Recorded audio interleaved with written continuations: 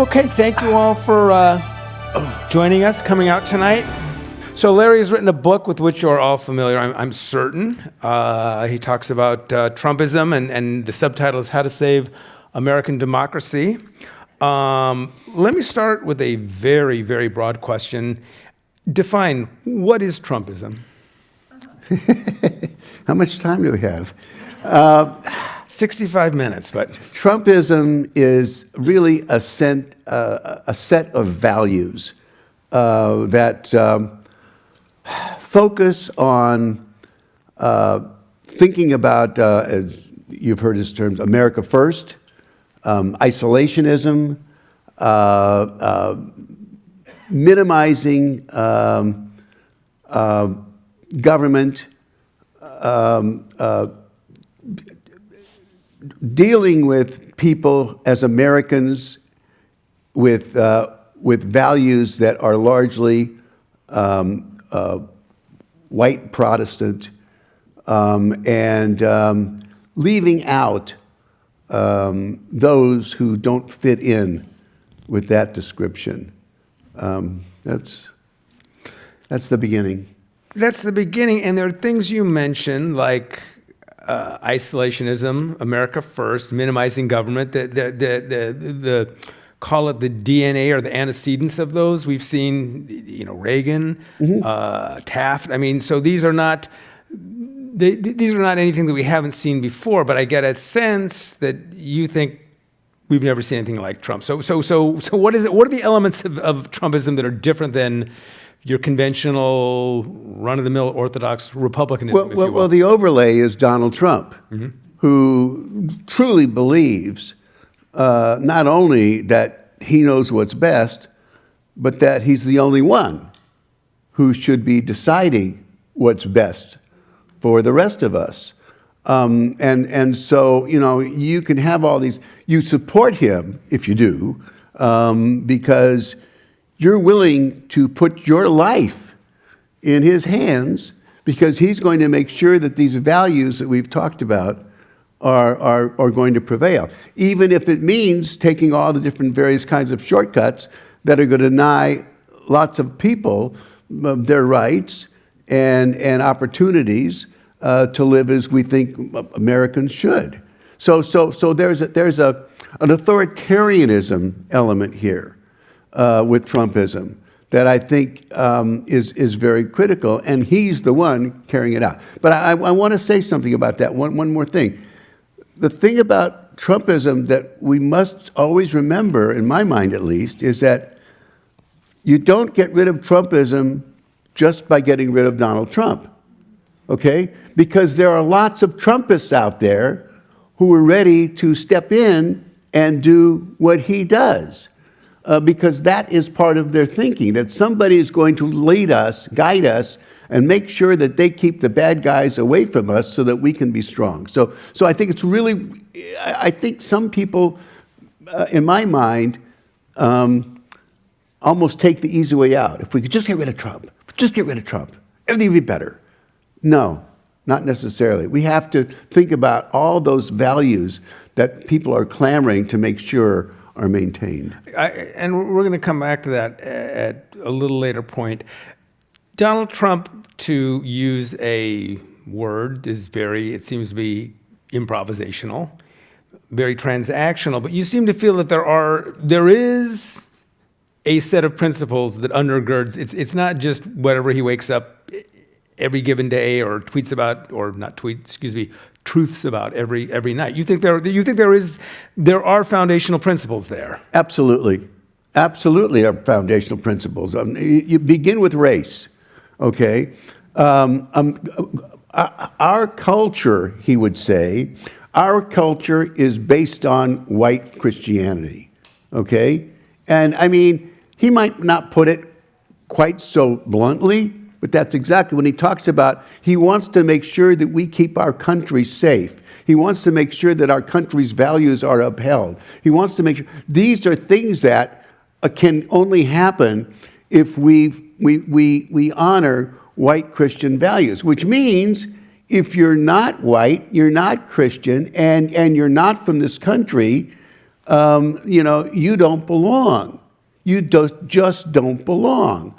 And so you can imagine the huge number of people who fall out. And I want to say one other quick thing, and that is, I believe that there are people who voted for Trump who are not necessarily bigots or racists or any of that kind of thing. I think there are some people who voted for Trump because they like his idea of cutting taxes. They like that idea. I think there are some people who vote for Trump because they believe in less government. And they take all the other stuff and say, well, that's Trump. It's not, it just doesn't bother them the way it might be other people. So it's not so simple as to say that all people who vote for Trump are Trumpists, but we do know that Trumpists are the ones who are the core of the Trump dynasty. So the subtitle of your book, as I mentioned, is How to Save American Democracy. But Trump was elected in a democratic election. This was not a coup. This was not a military takeover. He won the popular vote. He won the Electoral College. He won all the swing states. So he was the product of a democratic election. Yeah, he did. He won not once but twice. Yes. We know that. I think that we sometimes forget what democracy is all about. Democracy is not simply elections. That's the easy part. Democracy is respecting the outcome of the elections. Democracy is knowing that you have the opportunity to win the election. Democracy is respecting the rules that lead to the election. Democracy, means that we honor those who are different than us as part of the whole. There's so many things, and so when he was elected, fairly, fair and square, as they say. There's no question about that. But we also know, if you look at all his values, okay, and we look at democracies that have failed around the world, Turkey's a good example with Erdogan, and I would have said Orban until a few days ago, right? That's the rare exception. That's the rare exception that so many of us are so happy to see, okay? But typically, when you elect somebody like Trump, what happens is they begin to take the democracy apart from inside. They use the levers of government to destroy the components that they don't like. They typically go after the press. We've seen this. They typically try to get rid of values that don't go along with their own, like DEI, things like that. They typically restructure government to get rid of civil servants and others who might independently come up with ideas and conclusions and respect for the system that they don't have. They do this over time, and before you know it, they're getting elected because they're the only ones running, or they're getting elected because anybody running against them doesn't have a prayer or will be rubbed out. You begin to destroy the system from within. That's the real concern, I think, that a number of us have about Trumpism. And so yes, he was certainly elected fair and square. There's no question about it. The election was not rigged, okay? But that doesn't mean that there aren't things we should not worry about. So I don't know if John mentioned, but you all are going to have the chance to ask some questions. By now you probably figure out you can ask better, smarter ones than I do. So write them on a card and you'll get your chance. 2023, you published a book, Trumpism, Bigotry, and the Threat to American Democracy. What, at that time, what compelled you to write that book? Again, the title, Trumpism, Bigotry, and the Threat to American Democracy, 2023, Joe Biden's in office, Trump had been out at that point. What compelled you to write that book at that time? When Donald Trump first came on the scene, I didn't know who he was. I really didn't. I mean, I just didn't. And I thought, this is an interesting guy. This is a businessman who wants to get into politics. Oh, that's kind of interesting. We see that every once in a while. Let's see where this guy goes. I had no opinion of him. I had no value attached to him other than this interesting guy who's, rather, what's the word I'm trying to see, out there. And give me a time frame. Was this when he first came down the escalator in 2015? Yeah. Okay, Yes. so this was 2015. Got it. Right. Got it. He's right. coming down the escalator and okay. I know all right. next to nothing about Got it. Okay. But then I saw how he ran in 2016. Okay, and I saw what he did at his rallies, and I saw what happened to people who dared to speak up to him at his rallies, especially if they weren't white, and how his henchmen, the 3%ers and the Oath Keepers and others, would literally take these people out. And what would happen in terms of violence in the cities where he had his rallies, all these things began to hit. Oh my goodness, what is going on here? And it began. This is a guy who would be a would-be dictator, and he is writing. He's writing to success on the backs of those who are basically non-white, non-Christians. I want to ask you something really quickly. You hear a lot and have over the years comparisons to Hitler and the Nazis. Is that too facile? Is that hyperbolic?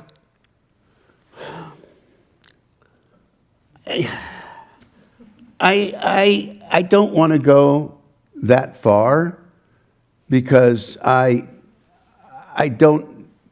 we haven't seen things on that magnitude. I do want to say that there are modern day versions of this when you see what they're doing with immigrants, for example. Yeah. The way that they're cleansing society of these people who they say do not belong. Whether they got here legally, illegally, or whatever, if you're on the wrong side, you're not who we are, you've got to go. They've been really clear about that. That's not like the Nazis, okay? Not quite so direct, but subtly, there are some comparisons that I think you need to appreciate in terms of how they are trying to wipe out those who don't belong. Okay, and I sidetracked you. You were talking about why you published that first book in 2023, and I just sidetracked with the Nazi thing. So back to your thinking. So he came down the escalator, you intrigued, you saw the way he ran his rallies in 2016. I'm going to guess that was disturbing. Well, but then I went back and looked who he was. Yeah. Okay, then I started doing research about how he was as a kid, how he was with the draft, how he was in college, how he was, going through Fordham first, and then Wharton. I mean, all the things about him, the things he was as a businessman, the way he treated women. Oh my gosh, the things we learned about him. And then, by the way, all this stuff is out there. It's out there. I don't have any magic insights. I've read a lot. I mean, things he did, like when he owned Miss Teenage America pageant, for example, and he said, you know what the best thing is about owning that? He said, I can walk in to that dressing room when they're getting dressed, and I'm the only guy who can see them. Yeah.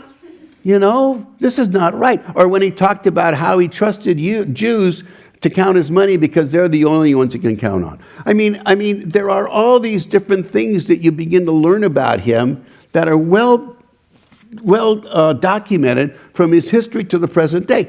All he is right now is a bigger version of what he's been from his youngest days on. So then I thought to myself, this is dangerous. This is dangerous. Okay, we can't have a person like this, or at least I want people to be aware of it. That's what that book was about, really, and how we need to think about the threat he poses to democracy. This book that follows, goes through that stuff updates that stuff, and then talks about what we can do, because it's not enough just to say what it is. You got to think about what you can do. What's the most, other than the fact that Donald Trump is back in office, to your mind, what's the most notable thing or two that's transpired since you wrote the first book and you wrote the second book? That when he came in this time, he was so much better prepared to do his will.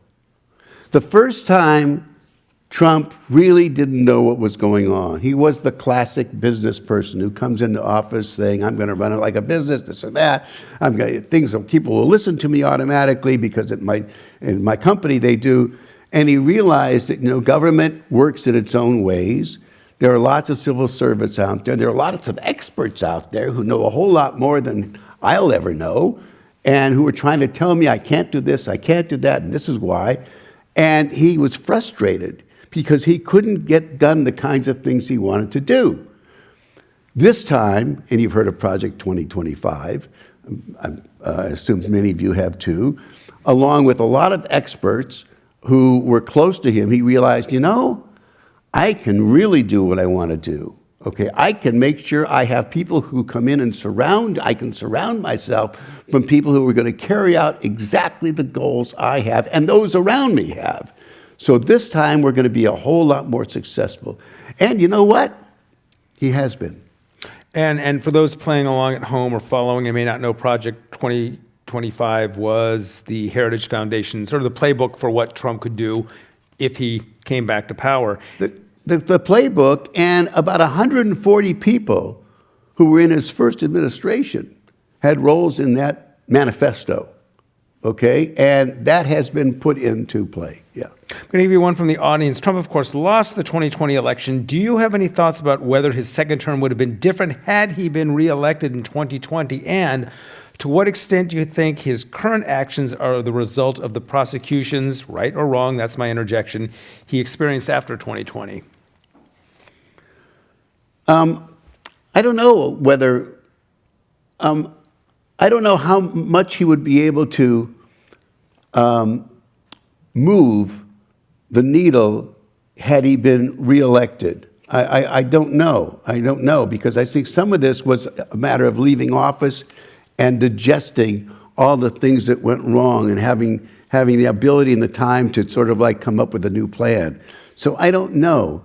I can't answer that very well. What was the second part? To what extent are his actions derived from a result of the prosecutions? He would call them persecutions. I will say prosecutions that he faced, 4 of them, 4 indictments. Well, And a felony conviction on multiple counts in New York. Trump has a part of his DNA is getting back at those who he thinks hurt him. Mm-hmm. That's just who he is. Mm-hmm.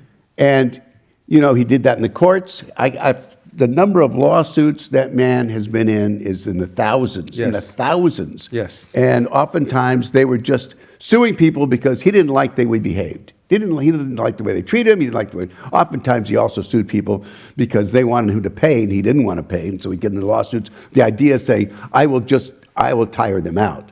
You know, they won't be able to compete with me financially, so I'll just get rid of them that way. You know, they'll just say I give up. But I think that, you know, he said the angry person. We know he's an angry person, and he has used. He look. What did he say? He said in 2016 is when he was running. I am your voice. Imagine that, okay? And in 2024, when he comes back, now he's saying, I am your retribution. I am your retribution. I am going to get me back at all these people. And why did he fire Pam Bondi, who, by the way, is not anybody I particularly care for? But he fired Pam Bondi because he wanted Pam Bondi to go after all these people, James Comey, all these others, a long list, anybody in the FBI, and she would try to get indictments, okay? And repeatedly the grand juries wouldn't give them to her, or a judge would throw them out of court. She hasn't been able to get anybody, you know? Why? Because there was nothing to get. He fired her because she didn't do what he wanted her to do. So he's got this list, and he's made it very clear that he wants all these people to pay. And on the other hand, think of what he's done to the people from January 6th, okay? The insurrectionists were not insurrectionists. They were hostages. They were patriots, okay? And what did he do? He pardoned or commuted the sentences of all 1,600 of these folks. And now he's worked it out so that Ashley Babbitt's family got $5 million. For what? Okay? For her trying to break in well, because she was a patriot. And now the Oath Keepers and the 3%ers, the ones who were left with commuted sentences instead of pardoning, are now going after the Trump Department of Justice, saying, we were treated right, wrong, we really aren't guilty. Would you please get our trials expunged? That's the latest. And so, I mean, look at how history is being totally rewritten because it was wrong. And he's right. Were you surprised he won a second term? Yes and no. I was surprised because it struck me as I couldn't believe it. You saw what he was like, and you put him in again? You know? On the other hand, if you know something about American society, there is a slice of racism that goes, and misogyny that goes throughout American society. I mean, I'm not proud of it, but I'm just calling it like I think it is. And you put Harris, a woman of color, that can be pretty threatening to the kind of people that Trump appeals to. They were riled up. They were motivated. And on the other hand, you had the Democrats who really weren't motivated for a lot of reasons, not the least of which is the way Biden left, 107 days to run a campaign, which was impossible. A person who was stuck because on the one hand, she couldn't knock the president, who she said she was at his, right at his side, and she couldn't separate herself, so there was a bad thing there. 3 million more people voted for Trump than in 2020. 6 million fewer people voted for Harris. Do the math.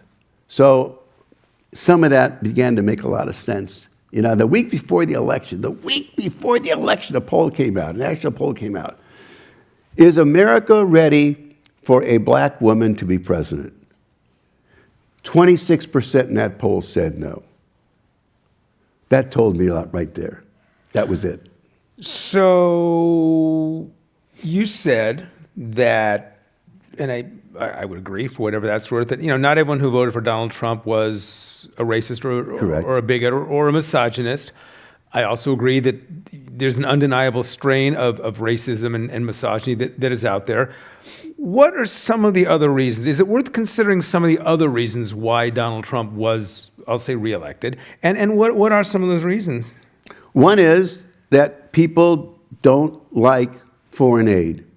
They don't believe in the United States spending any money abroad. They don't really, they don't understand the value of what we call soft power. Soft power is where you go ahead and you do things for other countries, and you're not getting anything back, You're not getting anything in trade. You're only doing things because you think it will help them. But at the end of the day, helping them helps us. Example, okay? When the Ebola outbreak occurred in Africa during the Obama administration, okay, all the scientists told him, this is going to be all over the place. It's going to come here, okay? What did Obama do? He sent over doctors. He sent over portable hospitals over to Africa. He got the thing under control there. Only one American died from it here. Contrast that with what happened with COVID, okay? So that's the advantage of soft power. Okay, USAID, that's soft power, where you go ahead and you do things, and these things pay off downstream.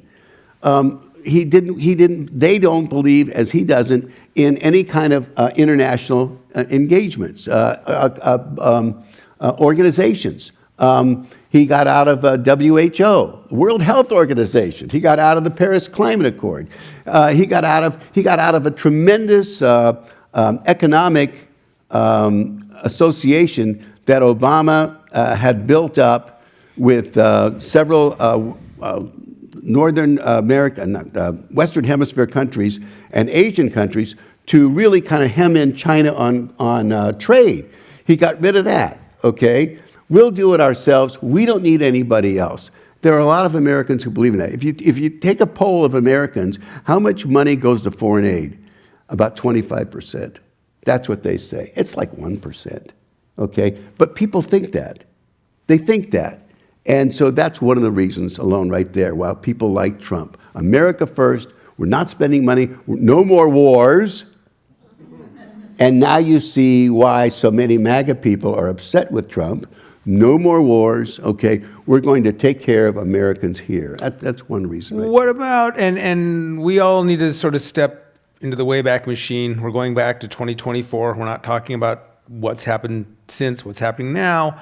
What about the economy? Gas prices were really high. Eggs were really expensive. Inflation. Yeah. Yeah, and that's all true. And here's where the Democrats really had a problem, and they did not do well with it.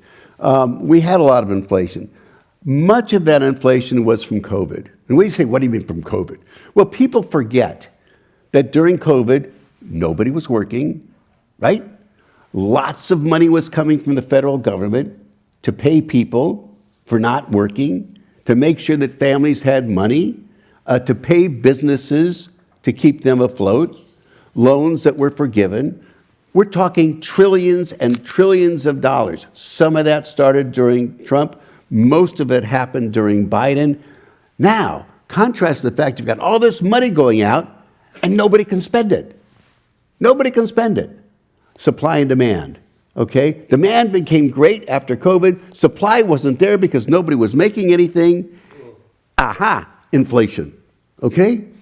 There's a whole argument there that any economist will tell you about, and somehow that never got out. You know, I don't really know that people would have said, okay, I'll vote for her because the inflation, was okay. I don't think they would have anyway.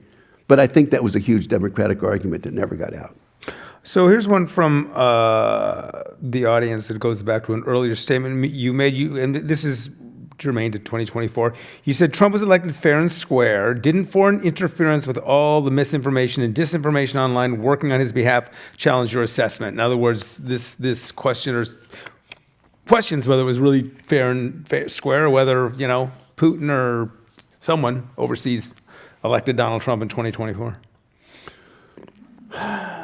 We know that the Chinese and the Russians love to dabble in American elections. We know that. We also know that the CIA and other spy groups are pretty much aware of this.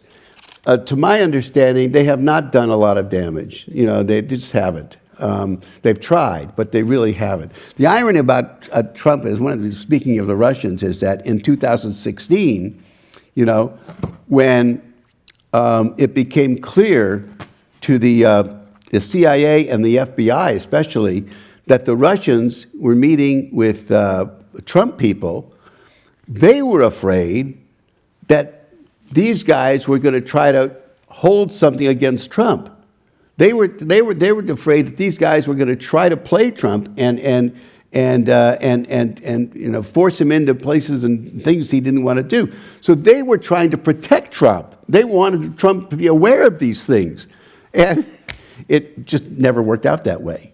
It never worked out that way because Trump insisted that they were trying to accuse Trump of being fooling around with the Russians when he really wasn't. So, there are all these things that happen along the way that suggest that they really haven't had a lot of success in trying to fool with our elections. The head of Trump's cyber division in 2020, when that argument you're talking about was made, said this election was fair and square. There was not any kind of interference that in any way really had any impact. And of course, Trump fired him when he heard that.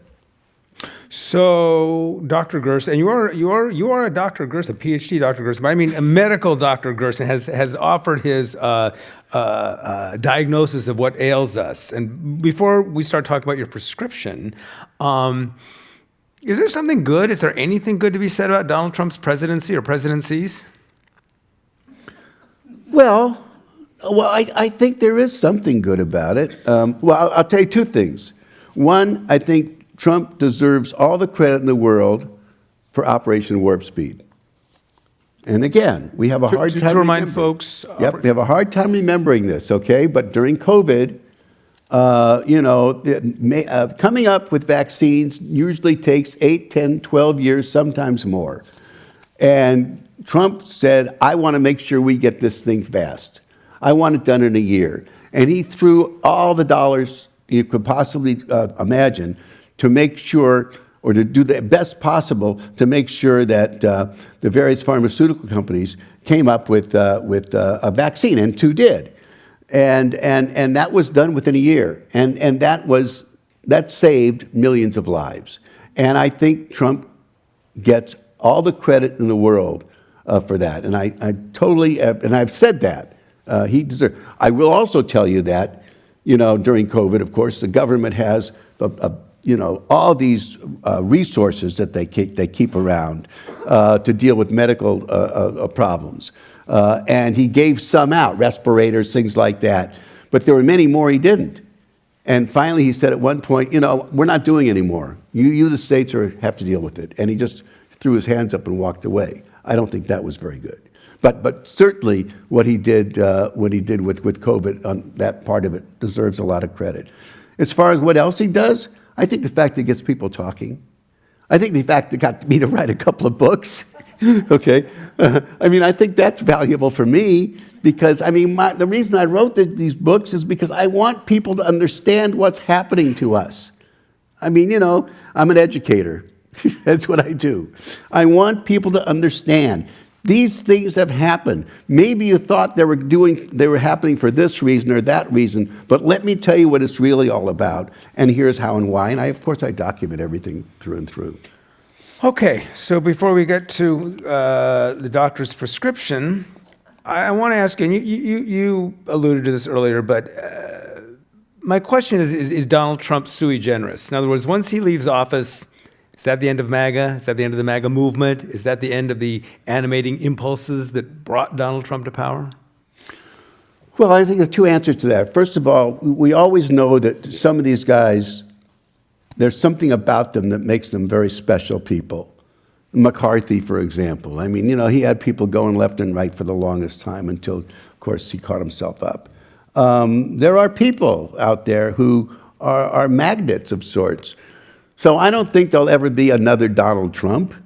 I do think there are Trumpists out there who will seize upon the formula that has worked for him and use it themselves and run for office. And there are plenty of people right now in office who speak Trumpese, if there's such a thing, and who believe it, and they're in high positions, and there's no reason to believe that they could not get elected if the circumstances allowed. So I don't think getting rid of Donald Trump in itself. We need to think about our values and what's happened to them. But I'm getting into the solutions, and I want to do that too. You want me to, sir? No, we're going to do that. But first, we got a question from the audience that I'm going to append to the one I just asked. Will Donald Trump try to run again in 2028? And if so, what do you think will happen? Well, he may. Look, the Constitution, there are some parts of the Constitution that are open to a lot of interpretation. That's why the Supreme Court's there. Some parts are pretty clear. And it's pretty clear that the president is allowed 2 terms or no more than 10 years of office. That's it, period, end of story. 10 years because if you're vice president and the president dies and there's less than 2 years left, you assume the position as president, you could run twice more. Okay, but that's it. Okay, nothing else in there. It's pretty cut and dried. Will he say, well, but not in odd, even numbered years or something like that? He could try. I think the only possible way is if the Supreme Court would say, well, under the circumstances, we say it's possible. I don't think they would. I think if there's no real possibility under those terms. I think there is some possibility, and I find this frightening. There's some possibility that we get to 2028 and he says, you know what? There's a lot of violence in this nation right now. There's a lot of people on strike. There are people in the streets, or this or that. I'm sending out, declaring a national emergency per the Act of 1807. I'm sending out the Army and the National Guard to quell the violence, and only then, when it's quiet, will we allow the election. That, I think, is some possibility, which scares the bejesus out of me, okay? I don't think it's a great possibility. I was just going to say, quantify, like, what is this? Is this 2%, 10%, 5%, 80%? I mean, what does this mean? And those at home can't see, but we're holding up my finger about what, maybe a half an inch, quarter of an inch? It's on a sliding scale in that I think at the moment it's not very great. Okay, I don't think it's a big possibility right now, but so much can happen between now and in 2028. We already hear these things about the election of 2026. About whether they're going to send the National Guard out to observe the election. Well, think of the intimidation that comes with that. So, I mean, there are things that they're talking about. Look, I'm not a conspiracy theorist person. I'm really not. But when you look at the behavior and you look at the desire to stay in office no matter what, and he wants to, and those people behind him want him to, you can't rule it out. Do I expect it to happen? No. Do I think there's some possibility? Yes, and I can't give you a percent. Sorry. So broadly speaking, your book, if I'm not mistaken, suggests that a lot of people sort of misunderstand our democracy, our representative democracy, how it works, how it should work. What is that misapprehension, and how do you think it led or contributed to Donald Trump's election? Oh, gosh. I think there are a lot of things that have happened. I'm going to go with one of my favorites, which makes me very sad. I think the schools have absolutely forgotten about it, and it's not the schools. That schools are institutions. Parents, the PTAs, and the legislatures, and the school districts. They just don't. They don't talk about this with their students. They don't talk about democracy. They don't talk about what it means. They don't talk about how it works. They don't talk about why it's important, what happens if we don't have it. These are things that you could talk about early on in school, obviously not so sophisticated, but later on all the way through school. There are, when I was a kid, one of the things we did every day in school, this is going to sound really corny to some of you, but there was a purpose of it. It was to say the Pledge of Allegiance. Any of you remember that? Oh, yeah. You stood up, you said the Pledge of Allegiance. Now, you know what? That sounds pretty corny. On the other hand, what was explained to me is, during school, well, we pledge allegiance because this country is important. This country has fought for us. Now, I was shortly after World War II in school, right? There was a whole war for people to think about. Oh my God, we beat the bad guys. We pledge allegiance to this country to keep it strong, to keep it safe, to make sure that all our people are well. All those things would come out, in discussions, in school, in one way or the other. It doesn't happen anymore. We have all these other things that are very important. I don't want to put down STEM and stuff like that, but the schools don't talk about these kinds of things. There's not a whole. There are programs, some of which I've been involved with, which are so wonderful, which help people understand it. But they're not the kind of things that are part of the routines, okay? That are part of what they do all the time. That are part of the pedagogy, okay? That kind of stuff. I think that's a big part of it. I don't think all of it. I think part of it also is that as a nation, we've become soft in that. So many of us have what we have. We're happy. We're good campers. Everything's going along fine. Oh, yeah, we wish we had more money, this or that. But, there aren't the kind, we don't feel threatened at all by anybody. There's nobody we're worrying about. So we let other people worry about these problems. I think it's kind of a softness in American society that's very unfortunate. We don't think about these things because they don't affect me. Well, they do affect us. They affect all of us, but we don't see it. We just don't see it. I think that's another part of this whole deal. I think another part of it is, just not caring about the chasm between those at the financially at the top and those at the bottom is growing more and more apart every year. And those folks from the middle and on up, don't worry about the guys down there. They'll figure it out, or they won't. So I think there's a lot of things that are happening all at once that have kind of put the society in a kind of a precarious spot. We're kind of in a precarious spot right now. And, people don't want to think about this. Really, I got to get back from my TV. Social media is another contributor, by the way, because so many people take facts from social media. One out of 7 Americans gets his or her news from social media. I get my news from social media, okay? I'm sorry. That's kind of dangerous, okay? So I think that's another factor, more in more recent terms, that's also it. So there's a lot of things that have come together here, but we can try to parse them, and say, well, that's that, this is that, maybe not so much. It's there, it's here.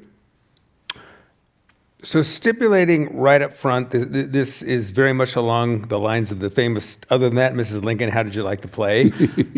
Should we not be grateful for, but is one of the things Donald Trump did make people more cognizant of the fragility of our democracy and the importance of engagement and being involved?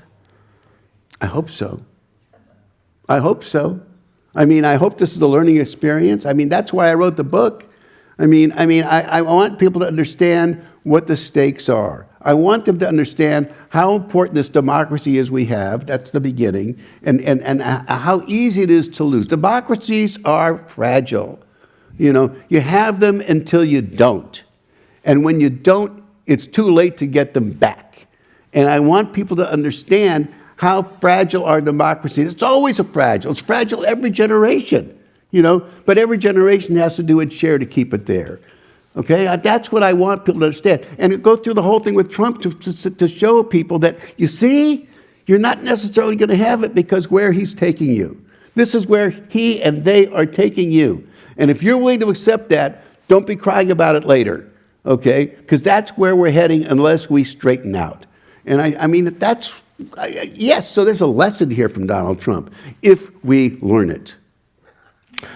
So, I'm not throwing in with the America with the K crowd, but, America's been through all sorts of terrible things, right? Slavery, Civil War, the fight against Nazism, fascism, on and on.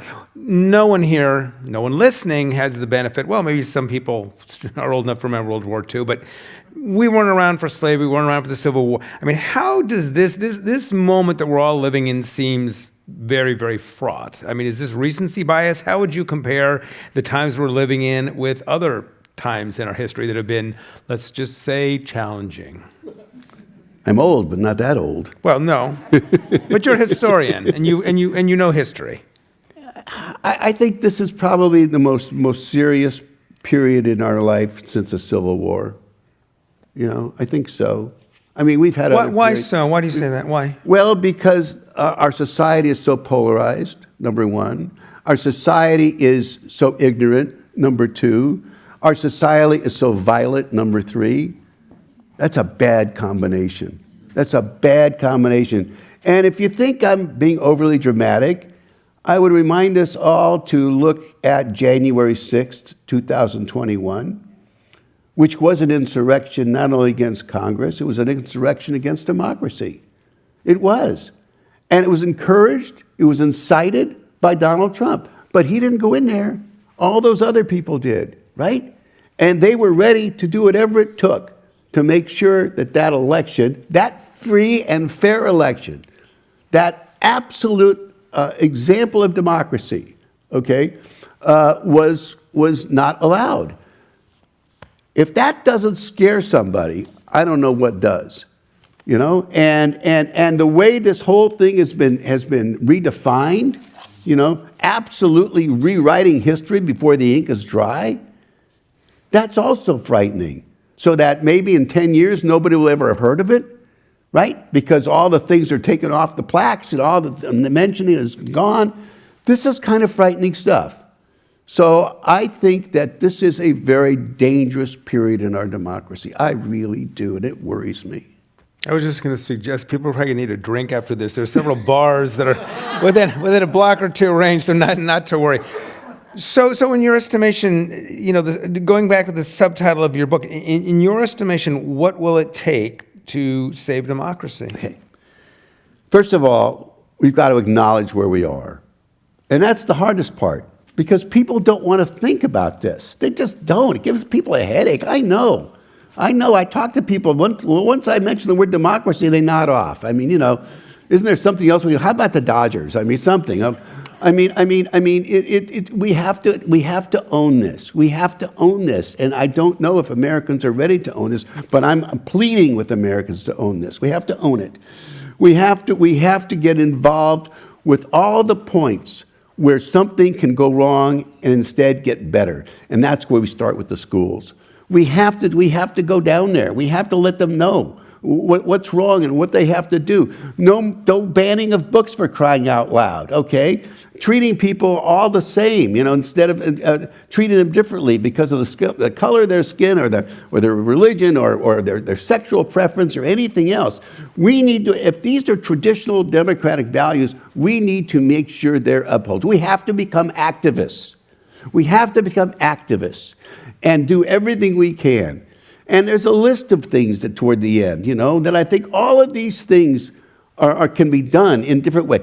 Protest, for crying out loud, go down there, and when things aren't right, say they're not right. And write a letter to whoever's doing the wrong thing and let them know, not signing a damn petition, which ho-hum.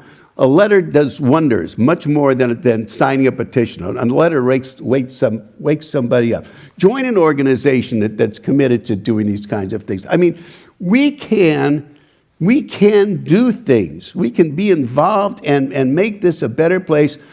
But I'll tell you, and I've said this before, anybody right now who sits on the sidelines waiting for everybody else to get it done is as culpable as those who are making us what we are now. I love this question. I'm guessing it came from one of the young folk out there. What can people who are too young to vote do to strengthen democracy? Start talking to your parents. I'm serious. Start talking to your parents. Start sharing your ideas with them. Start questioning them about how they feel about this, and think about what it means in terms of what you understand about democracy, and learn more about democracy. Learn more about it. I mean, there are places to learn, things to read, shows to watch. There's all kinds of stuff out there if you want to learn about democracy, and understand how important it is. We just take this so for granted. It just drives me nuts. So I think young people in some ways, young people have the best opportunities because they're not jaundiced like people who get older. And I think that's really important. So I was going to ask you a question, but I'm going to put it differently. I was going to say you're an optimist or a pessimist, but let me put it this way. I surmise that when this is over, you're not going to cross the street and jump into San Francisco Bay and not resurface. So what is it that gives you hope? What is it that sustains you and makes you think that, yeah, the times may be challenging, difficult, choose your adjective, but we're going to get through it okay? What gives you optimism or hope? I actually am an optimist. Yeah? I am an optimist. So you said all these bad things and you're an optimist. I'm an optimist because I think if people begin to understand these things, they can take them seriously. My job, I'm a secular preacher, okay? That's my job. I'm a secular preacher. I'm here to preach the gospel. And the gospel I'm preaching is the gospel of democracy. And I believe that, and I believe that people understand, if people believe in things like equality, if they believe in concepts of where you can respect one another, if you believe in making sure that when someone's elected, you respect that, and you work against it the next time. I mean, if we buy into these things that we've had for a long time, never perfect. They weren't perfect then. They're not perfect now. But we are aspirational. We are aspirational to making them perfect. If we buy all that, we can make this a better place. We can. But it doesn't happen by itself. And so I want people to think about this. I want them to move by this. And I want them to move others. So you didn't ask. I consider myself an optimist as well. Some might also say I'm cynical. What if people... Journalists are supposed to be cynical. What if people vote in a Democratic House and maybe a Democratic Senate and vote out Donald Trump? What if they do it not because they are bestirred by arguments about democracy and the sanctity of those things? What do they do it because they don't like gas for $8 a gallon? Or so? I mean, are you fine? Are you a means to an end kind of guy? As long as they do it, is it fine if they're acting out of selfish motivations like that as opposed to more altruistic ones? I don't have the slightest desire to try to remake society on all the terms that I think are great. I mean, that would just be, just not who I am. All I want people to do is understand where the country's going, how others and they are impacted by it, what it means not just for you, more than that for your children, and more than that for your grandchildren. And that's what it means for me. And, you know, if you want to vote for somebody because you don't like the price of gas, that's fine. I don't really care. Do whatever you want to do. I just want people to understand the consequences of where we are right now. And if you can live with that, so be it. But if you can't, this is the time to do something about it. So you know, people have lots of reasons for doing things. People have lots of reasons for voting for Trump. You know, I don't, you know, just because I don't want to spend money abroad.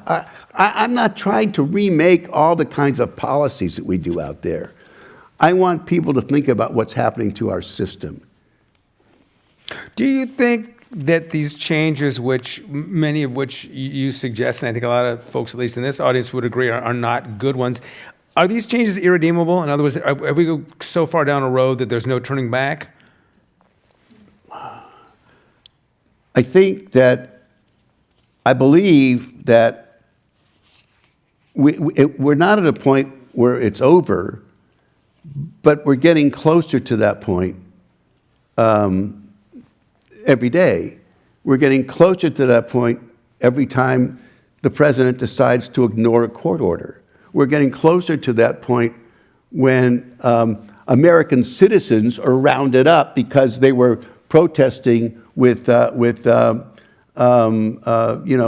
people about illegal immigration. We're getting closer to that when FBI agents go into somebody's house without a warrant and arrest people for no reason. All these things are little tiny symptoms of what we're getting closer to, and the more we let them happen without challenging them, the closer we are to losing our democracy. You mentioned the courts. Do you see hope in the Supreme Court pushing back on things like tariffs, and we don't have the decision on birthright citizenship, but the presumption is that they will uphold that, handing President Trump another defeat? I mean, talk a little bit about the Supreme Court, what they've done up to now, what they have not done up to now, and you put them on the hopeful side of the ledger or the worrisome side of the ledger, personally? Well, I'm not happy with a lot of Supreme Court decisions. But unlike a lot of people, I don't recommend expanding the size of the Supreme Court so that the good guys can now beat the bad guys. Because I'm an institutionalist, you know, and I mean, at the end of the day, that's the institution. And, you know, I can remember during the 50s, 60s, 70s, and even 80s, the Supreme Court came down with one liberal decision after another. And my conservative friends were tearing their hair out. This is terrible, blah, blah, blah, blah, blah. Well, it was for them. Well, now the Supreme Court's going in the other way. And my liberal friends are saying, my God, this is terrible, we should do this. Look, you know, this is the way it is. Sometimes there are bad breaks. You know, you could say that with the fact that Trump was able to get 3 people on the court. That's the way it is, okay? Was it right? It was fair. It was fair. Don't I like it? No, but that's what happens. We have to accept those. Now, there are things we can do, okay? We have checks and balances normally. We don't have them right now. We don't have them because of the court's positions on so many things that you just mentioned. We don't have them because both the House and the Senate, you know, roll over to do whatever Trump really wants, largely, okay? And so there are no real checks. Well, one thing we can do then is replace those people who are supporting him. We could do that part. And that means that they can start holding hearings. And that means that they can start investigating. That means that they can do all these types of things to look into some of the problems that we've talked about, you know, and bring them to public light and act on them. That's how we have to deal with this stuff. You can't, I don't believe in getting rid of the Supreme Court or adding other justices. I'd love to see the court change. Hey, sometimes you got to live with these things. And we hope that it'll be temporary. We hope that the next president, I've always said to my students when we talk about the presidency, the most important reason you elect the president is to think about who that person is going to nominate for judges and justices, because that person will be there for 8 years. Some of these justices are there for life or longer. I mean, and we've got, and we can do these things. So we can control some of these problems and mitigate them without making institutional change, which I don't think would be right. I've got some audience questions. Last chance if you want to send cards up. We've got a little bit more time for a few more of your questions. Here's one of them. Given the many breaks with tradition and blatant law breaking of this administration, how do we reestablish trust in American democracy? It takes time. It takes time. We have to start electing people we believe in. And I want to say one other thing. I do want to. I think one of our problems is we expect things to be perfect. It's not going to be. Not here. Maybe someplace else, but not here. You know, our leaders will sometimes do things we don't like. Do you like most of what they do? Are they responding to the kinds of things that you thought they would be doing? Are they going to do things sometimes that, you know, don't fit in? Yeah. But I mean, none of these people are perfect. And these people are all cross-pressured as we are when we look at people we're going to vote for. Well, I like this about them, I don't like that about them. You know, I mean, we have to appreciate the fact that society doesn't work like clockwork, that there are ups and downs, you know, but that, you know, we can regain trust if we begin to really examine the kinds of people running for office, elect those people, work hard for those people to get them in, right? Hold those people accountable, because if you don't do a good job, we're not going to reelect you, and take these elections seriously. So again, at the end of the day, this problem is our problem. It's our problem. We allowed it to happen, okay? And we have to be the ones to fix it. So here's a couple that come under the institutionalist basket, if you will. Does the U.S. president, doesn't matter whether we're talking about Donald Trump, Barack Obama, whoever, does the U.S. president have too much power? The Supreme Court in United States versus Trump, or Trump versus the United States, I can't remember. It changes titles as you go through the courts, you know, and you reverse it. It's not worth going into. In that court case in 2024, basically said that the president could not be held accountable for misdeeds as long as that happened under his presidency, okay?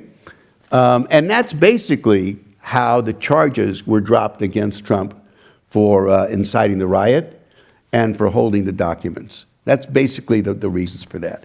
Do I think that the court has made the president, given the president too much power that way? Yeah. I also think this court has given the president too much power in terms of allowing the president to fire commissioners for commissions that have been set up by Congress, where Congress appoints these people and is only the ones who can fire them. I think that's wrong. The court has allowed that, okay? These are things I don't personally like. But again, we have to wait for the times to change. Just like the conservatives had to wait for all those liberal years, the liberals have to wait now during the conservatives. But you can mitigate it by making sure that other people that are elected to watch over the president, and you can mitigate it by electing a president the next time who you feel is not going to be the power seeker that Trump is. We can do these things. We have to be part of this to fix it. So one last way, you got your institutionalist hat on. Electoral college, keep it, scrap it. To scrap the electoral college would take a constitutional amendment. I don't like the electoral college, okay? Because I think democracy should be much more direct. Yeah. I don't like California having, or Montana, I guess it is, having 8 times as much power as California does, because they've got 3 or 4, whatever it is, votes, and we've got 54. But I don't think realistically that kind of thing is going to happen. I just don't. I think we're going to have to live with that. I mean, would I love to see a constitutional amendment? Absolutely. I was going to say that. So you're talking about the hurdles, but if it was King Larry or Pope Larry Oh, or God forbid. Chief Rabbi Larry or whatever, if you could make it happen, would you get rid of the Electoral College? Yeah, It was up to you. If I could make it happen, I would get rid of it. But that's Okay. not how democracy works. All right, and you're not King Larry. Well, maybe, and you're not Pope Larry either. Okay. This was a statement, but I'm going to put it in the form of a question. Immigration was out of control. Trump stopped that. Credit to him. Yes? No? Partially. Immigration was out of control. You're the talking Biden about- administration did not handle it well. Okay. Okay? Now, what's happened in its place, however, is much more of an overreaction than there should have been. Trump is now firing immigration judges, okay, who grant too much asylum to people who are applying for it. No, you're not supposed to grant anybody asylum. He's firing these judges. These judges are hired and fired by justice. They're not the typical federal judges. I don't think that's right. Okay, I mean, we need a system where people can apply, and if there's a good reason, you know, as asylum has offered, a war, extreme poverty, a natural disaster, a disease, threats on people's lives by gangs. These have been the traditional reasons why this country has granted asylum. Okay? Now, if you don't want to let anybody in, you'll come up with all the reasons in the world. And you start by making sure they don't come in anyhow. And they come to the border, we don't want to hear you apply for asylum. Go back. Once you start doing that, what you're really doing is you're saying, you know, we just don't want anybody, period, unless you're South African and white. Okay. We're going to take out the institutionalist hat. You got to put on your Swami hat and look into your crystal ball. Kamala Harris is thinking of running again in 2028. Could she do better? Will she be well received? She has to get the nomination first. How do you think she'd do bidding for that nomination? I don't know. I think this much, though. I think there's always, regardless of who it is who runs, the second time around, there are enough people out there who say, you know, they had their shot. Rarely does a person who runs and loses get that. I think Adlai Stevenson. Adlai Stevenson was the last Yeah, one on the yeah. Democratic side. Right. Republicans have this history. It's like you can run and lose. You know, Mitt Romney, George H.W. Bush. I mean, but something in Democratic DNA. But yeah, Adlai Stevenson's the last one. Yeah. So I think there are going to be a lot of people, regardless of anything else. I think there are going to be a lot of people. You don't need that many. I think when we look at the Democratic nomination right now, we have not begun to see the candidates. I think you're not going to really be able to see people until after the election. You know, come January, come February, they'll start to pop out of the woodwork, and you'll see a lot of people who want to run. And there'll be plenty. And, you know, I'm hoping, and I mean this, I'm hoping there are some Republicans who come out and running who are Democrats with a small d. You know, I'm not making this case for Democrats. And explain what you mean, small d. You are hoping Republicans, small d, Democrats, meaning what? I'm hoping there are people who come out to run as Republicans who have a philosophy that respects democracy, that don't want to take over the whole executive branch, that don't want to run over Congress, that don't want to pack the courts. I mean, that really see the advantages of allowing a country to run without a dictatorial presence. And I think there will be some good Republicans who do that. And by that, there are going to be folks who want a smaller government. There are going to be folks who you know, they're going to have all these things that Republicans believe in, and they're fine things. There's nothing wrong with them. It's okay to disagree on policy. That's not what we're talking about here. We're talking about the way to run a country. We're talking about its foundation, and that's what I want to make sure they support. We got a minute left. We're going to do the lightning round here. Why don't Trumpists find Trump's Putin passivity objectionable, off-putting? They made a little bit of a pun there. Why don't people find that objectionable? I think Trumpists don't have objections to Putin or Kim or Xi or Erdogan or Orban or a whole bunch of folks because they're like Trump. Please comment on the Trump-Pope spat. Trump. Oh my God. I think it's a funny thing about that. It's actually going to hurt Trump because Catholics have had a lot of support for Trump, and you know, when you start fooling around with somebody's religion like that, you know, you're really treading on thin ice, and I think it's going to hurt him. All right, we got. I apologize. There were 2 questions we didn't get to. Whoever they were, I'm sorry for that. We have a 0 on the big red clock on the wall, so I think we're out of time. Anyway, y'all want to, for Larry, Dr. Gersten. Thank you. Yeah, and thank you all. I think that's it. Where's John? Where's John with the hook or somebody? We're done? Okay, that's it. Oh, I failed to mention. The good doctor will be available to sign books in the back. I will. You will. That's Yes, what sir. they told me. Yeah, thank All you, right. Mark. Thank you all.